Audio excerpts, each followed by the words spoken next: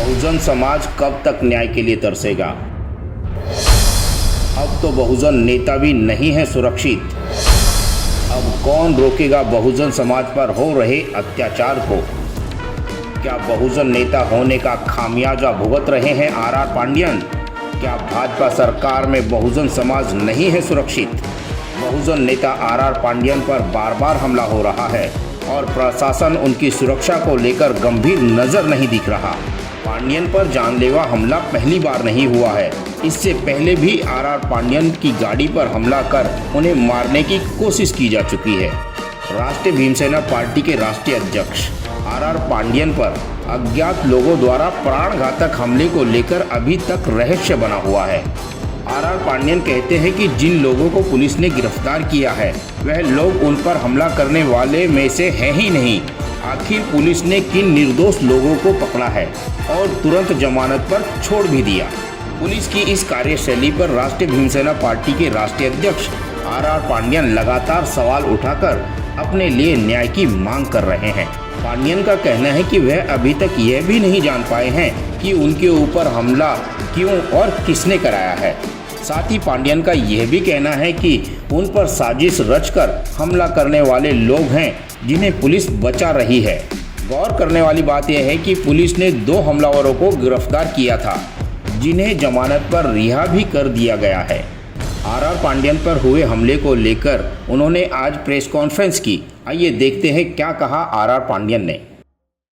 Sir, क्या कहेंगे आपके ऊपर जो प्राणघातक हमला हुआ, अभी तक न्याय नहीं मिला, इसको लेकर कितना आक्रोश आपकी पार्टी में है और आप क्या डिमांड करेंगे सरकार से? देखो, आज की मैंने पत्रकार परिषद इसलिए बुलाया कि मैंने आपने देखा होगा कि जो पुलिस स्टेशन, जो चिबूर पुलिस स्टेशन में की हद्दी में जो घटना घटी, मेरे पर जो प्राणघातक हमला हुआ, उसकी जो पूरी जो इंक्वायरी है एक छोटे ऑफिसर ने और प्लस जो मतलब ऐसे ऑफिसर ने की है कि पूछो नहीं। उन्होंने मतलब पूरा लिपापोती किया। उस दिन रात को जो घटना घटी, मुझे मार लगा, मेरे हाथ फ्रैक्चर हो गया, हड्डी टूट गई है, उसको सलिया लगाया हुआ है। उसके बाद भी उस दिन वो एफआईआर लेने को तैयार नहीं थे, तो कुछ पत्रकार बंधुओं ने वहाँ पर फ़ोन करके प्रेशर किया, तब जाके उन्होंने एफआईआर लिया। और एफआईआर मतलब रात को 11 बजे से लेकर सुबह 4:30 बजे तक हमको बिठा के रखा। एफआईआर लिया, 4:30 बजे एफआईआर लेने के बाद फिर हमको जब हम लोग चले गए तो पता नहीं वो 2 जो जिसने बल्कि जो गाड़ी हमने सरेंडर कर, जो गाड़ी छोड़ के भागे तो गाड़ी हमने सरेंडर कराई, उसके तो 2-4 लोग आ गए और बोलते हमको मतलब हमको मारा, पांडियन ने मारा और आपस का वाद था, इसके लिए हम लोग ने मतलब ये करके उन्होंने पूरा उसको दूसरा कलर दिया।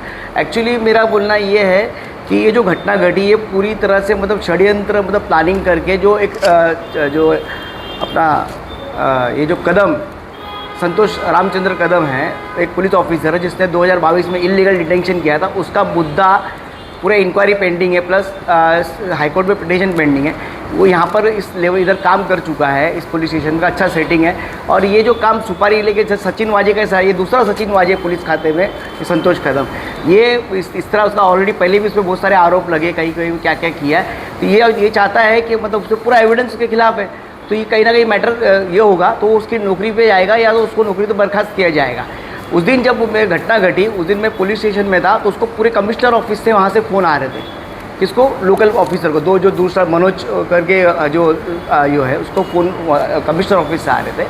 और जैसा उनको बोला जा रहा था वैसे उसी तरह से वो काम कर रहा था। तो एफआईआर लेने को तैयार नहीं था, और एफआईआर भी लिया तो मामूली कलम से, एकदम मामूली कलम में लिया। और ऊपर से मेरा बोलना है जो 2 या 3 लड़के इन्होंने पकड़े हैं, ये वो लोग नहीं है जिसने मुझे मारा है। ये लोगों ने लिपापोती करने के लिए लाके इन्होंने दिखाने के लिए उन्होंने किया हुआ है।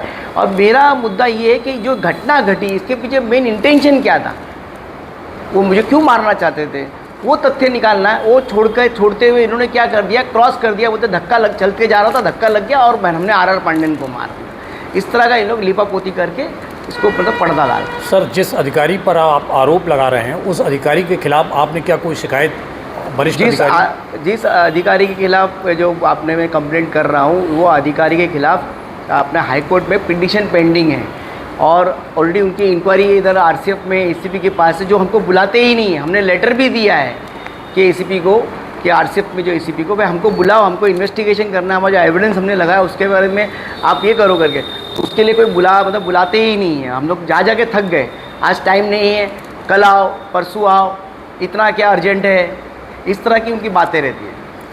आपने आज तक ये नहीं पता है कि आप जिन्होंने हमला किया वो क्यों किया, आप खुद आश्चर्यचकित हैं इस बात को लेकर। बिल्कुल, जिसने हल्ला किया ये प्यादे हैं, इनका इस्तेमाल किया। आज आपने देखा होगा अनएम्प्लॉयमेंट बहुत है और नशागर्दी बहुत है।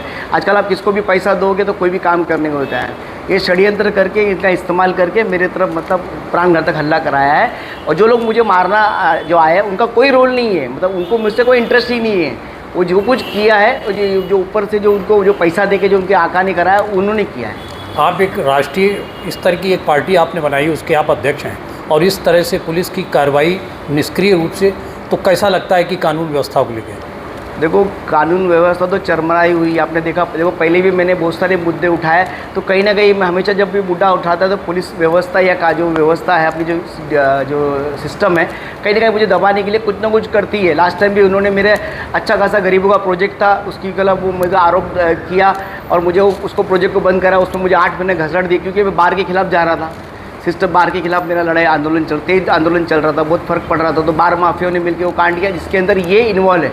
इसको बहुत बड़ा पैसा मिला, संतोष कदम को उस कांड के लिए बहुत बड़ा पैसा मिला मुझे अंदर डालने के लिए। सर, विधानसभा सत्र जो है चालू है, मुख्यमंत्री जो गृह मंत्री है पुलिस के, उनसे किस तरह की मांग करना चाहेंगे संतोष कदम की? मैं अपने जो गृह मंत्री है उनसे ये रिक्वेस्ट करूँगा कि पहला इसको ना सिस्टम से उसको सस्पेंड करके बरतरफ करके इसकी जो जांच है ना अच्छे डीसीपी लेवल के ऑफिसर के थ्रू इसका ये पूरे जो पहले का जो एफआईआर हुआ है, जो अभी जो एफआईआर हुआ है, ये सब की जांच इसको मतलब सिस्टमेटिक हाई लेवल इससे इंक्वायरी करके जो भी इसका तथ्य है वो सामने लाए। ऑफिसर का नाम बताइए ना सर, आपने संतोष रामचंद्र कदम, अभी मुंबई पुलिस कमिश्नर ऑफिस में वो उधर है। संतोष कदम की आपसे क्या पर्सनल दुश्मनी है? पर्सनल दुश्मनी कुछ नहीं है, वो एक मतलब के सिस्टम का एक प्यादा है। उसने क्या किया है कि मुझे जब वो जो बार का मुद्दा जब चल रहा था तो उस टाइम मुझे उसने बुला के मुझे बोला था कि ये जो बार का मुद्दा तुम हटा दो, इसको बंद कर दो, बोला तो तकलीफ़ होगी। तो मैंने उस चीज़ को माना नहीं, मैं एग्री नहीं हुआ, क्योंकि पूरे वाशी से